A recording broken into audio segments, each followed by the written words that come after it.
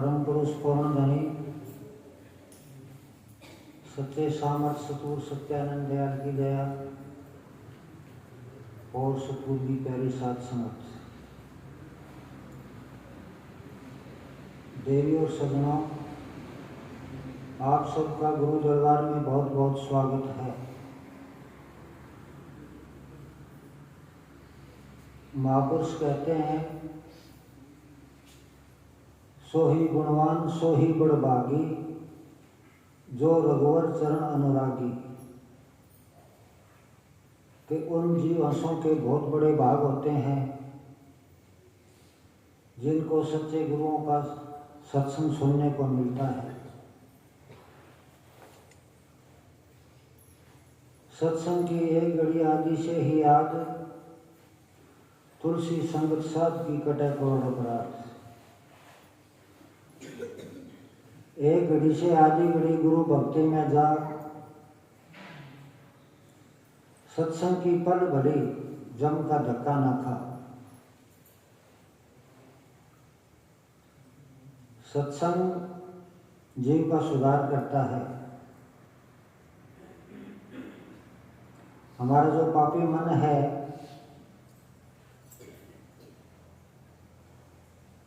ये पवित्र होता है और हमारे हृदय के अंदर अच्छाई व सद्गुण आता है। कहते हैं, महाराज कबीर साहब ने बताया है कि जहाँ घर गुरु भक्ति नहीं, संत नहीं मेहमान,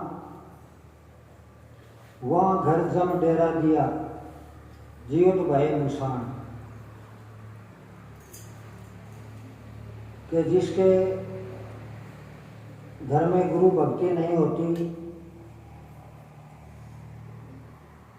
जो मालिक की भजन बंदगी नहीं करते, उसके नाम को याद नहीं रखते और साधु संतों का सत्संग नहीं होता, वहाँ यमराज का पहरा रहता है। वो घर नहीं बल्कि एक शमशान भूमि की तरह है। वो इंसान जीवित होते हुए भी मरे के समान है। वहाँ बहुत प्रेत का बासा रहता है।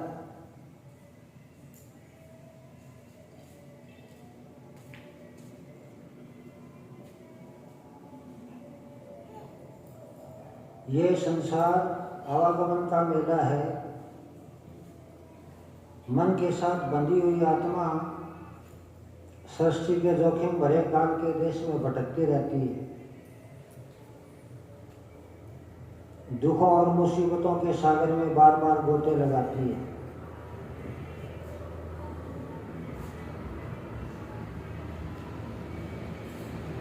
सारे संसार की रचना को 84 लाख योनियों में बांटा गया है, जिसमें 30 लाख कीट पतंग है, 27 लाख वनस्पति, 14 लाख पशु पक्षी पंखेरु है, 9 लाख जलचर के जीव हैं और 4 लाख मनुष्य, देवी देवता, भूत प्रेत, किन्नर आदि है। इनमें मनुष्य को सबसे ऊंची यानी 5वीं श्रेणी में रखा गया। ये एक पूर्ण धनी जाति है।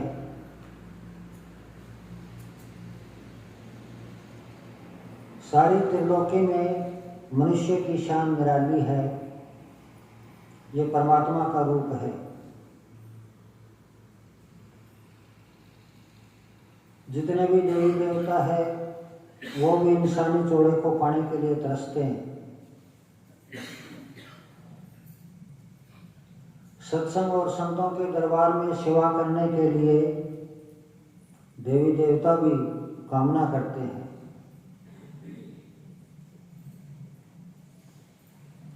क्योंकि मनुष्य के अंदर विवेक शक्ति है, शब्द का ज्ञान है, ये सोच सकता है कि मैं कौन हूँ, कहाँ से आया हूँ, आत्मा क्या है, परमात्मा की खोज कैसे होगी, ये समझ इंसान को है। और बाकी के जितने भी निचली जोड़ियों के जीव है, पशु पक्षी जानवर कीट पतंग वनस्पति, ये उस मालिक की भक्ति नहीं कर सकते, क्योंकि उनके अंदर तत्वों की कमी है और समझ नहीं है। केवल मनुष्य ही सत्पुरुष की भक्ति करके वापिस प्रभु महल में जा सकता है।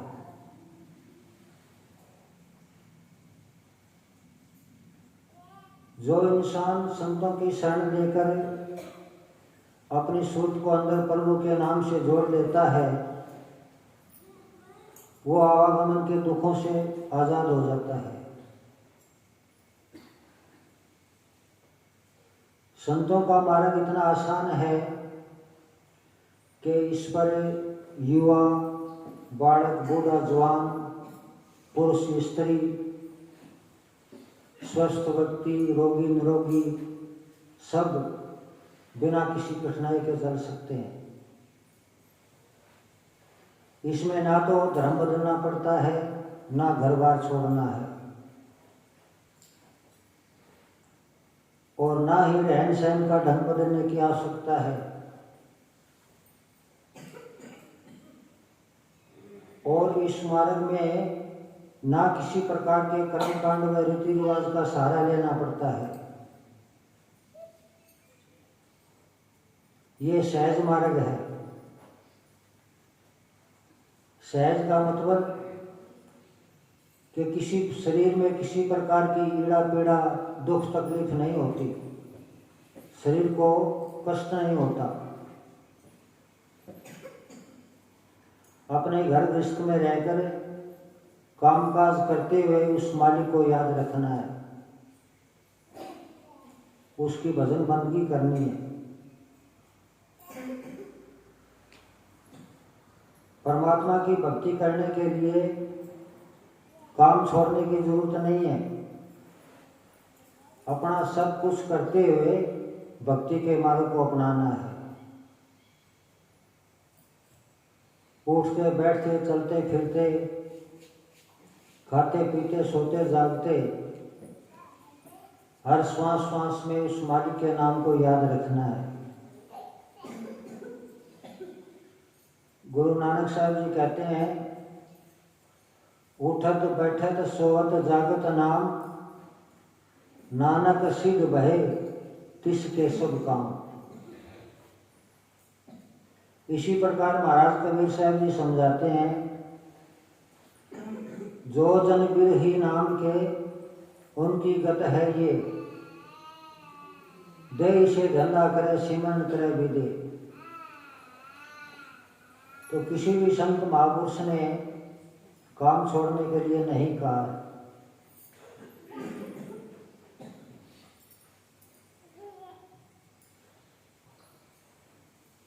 सभी मनुष्य इस संसार में उस मालिक की भक्ति या नाम की कमाई करने के लिए आते हैं, लेकिन कोई बिरले लोग ही इसमें कामयाब होते हैं। जो लोग मालिक की भजन बंदगी नहीं करते, उनको संसार में बार बार जन्म लेना पड़ता है। माता के गर्भ में 9 मास तक उल्टा लटक कर घोर पराश्रित करना पड़ता है।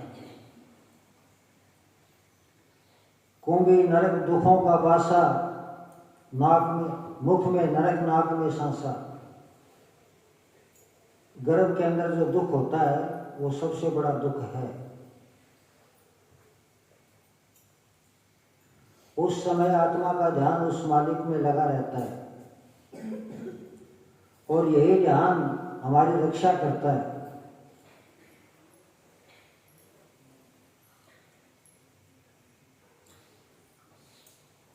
तो यह जीवन बहुत छोटा है, हमें इसका फायदा उठाना चाहिए। लेकिन हम इस छोटे से जीवन को दुनियादारी के कामों में, आपाधापी में, छल कपट झूठ में, ठगी बेईमानी में, चुगली निंदा में,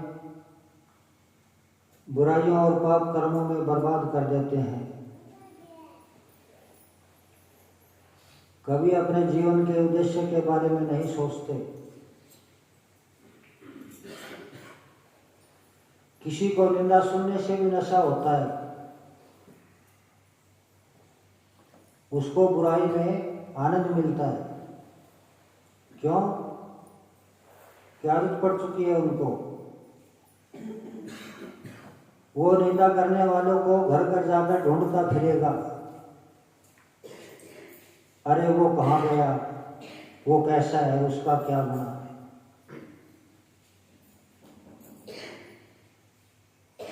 क्यों अपना कर्मों का बोझ बढ़ाते हो। जिस चीज से हमें कुछ मिलता नहीं, कुछ मतलब नहीं, उसमें क्यों समय खराब करते हो। ये समय बड़ा अनमोल है,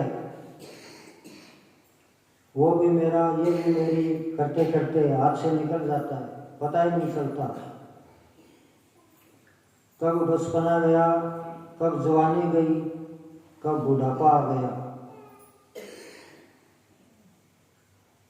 देखते देखते ये हरी भरी देही इस प्रकार से मुरझा जाती है कि इसको कोई देखने तक पसंद नहीं करता।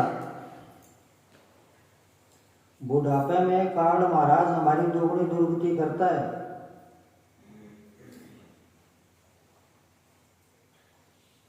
बुढ़ापे के अंदर आंखों की ज्योति काम नहीं करती, कुछ दिखाई नहीं देता, कानों से सुनाई नहीं देता, जीभ से ठीक तरह से वचन नहीं निकलते, शरीर टांगों से शरीर का भार नहीं उठाया जाता, मुंह का स्वाद बिगड़ जाता है।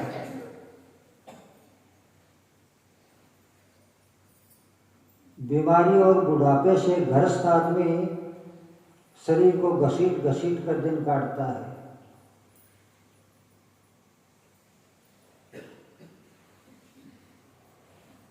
समय जवान को बूढ़ा और सुंदर को कुरूप बना देता है। कोई भी पदार्थ इसके प्रकोप से बच नहीं सकते। मृत्यु अटल सत्य है।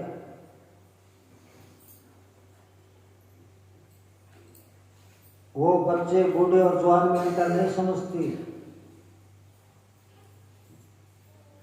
वह अमीर गरीब, पुरुष स्त्री, बलवान दुर्बल, चतुर मूर्ख, राजा और प्रजा में फर्क नहीं करती। मौत सर्वव्यापक है। संसार का कोई भी देश, कोई कोना इसके भयानक प्रभाव से बच नहीं सकते। इस मतलोक की तो बात अलग रही, बल्कि इंद्रपुरी, विष्णुपुरी और शिवपुरी पर भी मौत का पहरा रहता है। जिसने जन्म लिया है उसको एक दिन मौत के द्वार में से गुजरना पड़ता है। महाराज कहते हैं, आसपास योद्धा खड़े, सभी बजावे गाल, बीच महल से ले चला ऐसा प्रबल काल।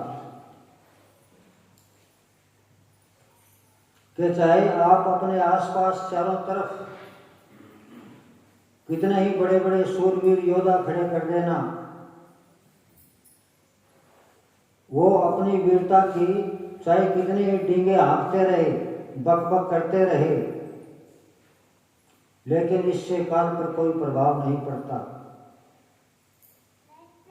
वो इन सब के बीच में से जीव को निकाल कर ले जाता है।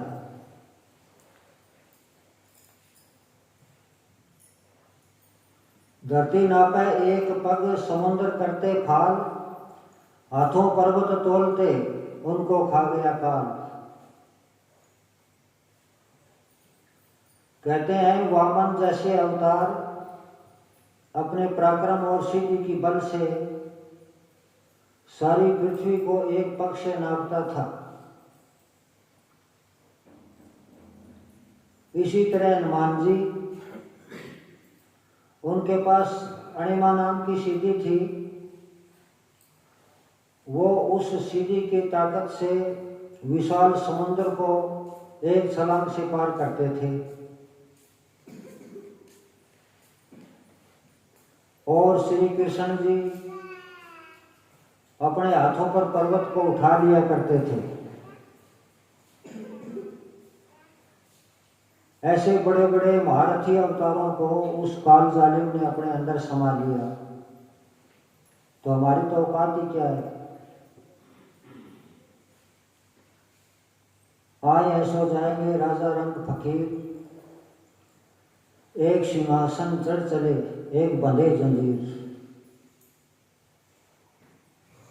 जिसने मालिक के नाम की कमाई की, सेवा भक्ति का मार्ग अपनाया, भलाई के काम किए, वो नाम रूपी सिंहासन पर बैठ के उस मालिक के घर में जाएगा। बाकी सब यही रह जाएंगे काल की जंजीर में बंद कर।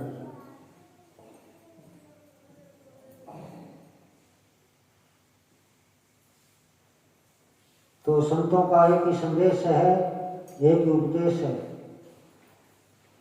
कि मालिक के नाम के साथ नाता जोड़कर इस मुसीबत के महासागर से हम पार हो सकते हैं और कोई रास्ता नहीं है। किसी प्रकार के देवी देवताओं को मनाने से, जब तक पूजा पाठ स्नान ध्यान आदि करने से आत्मा को मोक्ष नहीं मिलती। ये शुभ कर्म है, शुभ कर्म भी एक बंधन है। इनका भोग भोगने के लिए हमारी आत्मा को संसार में आकर शरीर धारण करना पड़ता है। जब शरीर धारण करेंगे तो फिर दोबारा फिर दुख होगा। जो जुग चार रहे कोई काशी, सार शब्द बिन जमपुरवासी। अगर कोई 4 जुगों तक काशी में रहकर गंगा स्नान करता है तो भी वो यमपुर ही जाएगा, 84 के विशाल जेल खाने में फंसा रहेगा। नदियों का पानी में स्नान करने से आत्म कल्याण नहीं होता। पानी से हमारा सिर्फ शरीर साफ होता है, इससे मन निर्मल नहीं होता। नेमसार बदरी पर धामा, गया द्वारिका प्रयाग स्नाना। 68 तीर्थ भू परिक्रमा, सार शब्द बिन मिटे न भरमा। नेमसार बदरी पर धामा कि आप चाहे बड़े बड़े धामों में कहीं पर चले जाओ, गया द्वारिका प्रयाग स्नाना, चाहे कहीं पर जाके स्नान कर दो, सारी दुनिया का भ्रमण कर डालो, 68 तीर्थ कर दो, लेकिन बिना सार शब्द के भ्रम नहीं मिटेगा।